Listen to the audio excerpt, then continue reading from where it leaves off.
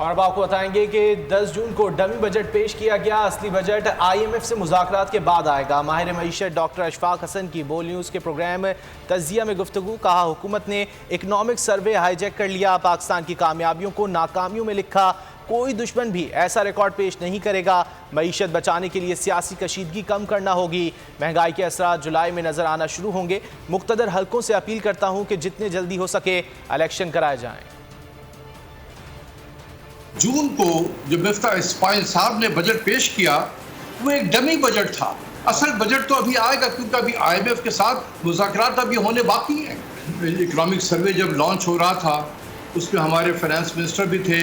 تو ایک تو یہ تھا کہ یہ منسٹری آف فائنانس کا ایکسکلوسیو ہوتا ہے, یہ فنکشن اس کو ہائی جیک کر لیا گیا. دنیا پاکستان کو اور اس کی معیشت کو اسی کتاب کے ذریعے سے دیکھے گی.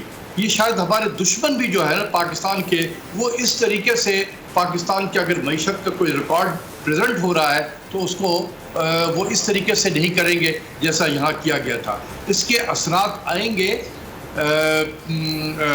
جولائی کے مہینے میں. سبسکرائب کریں اور بیل دبائیں تاکہ کوئی خبر رہ نہ جائے.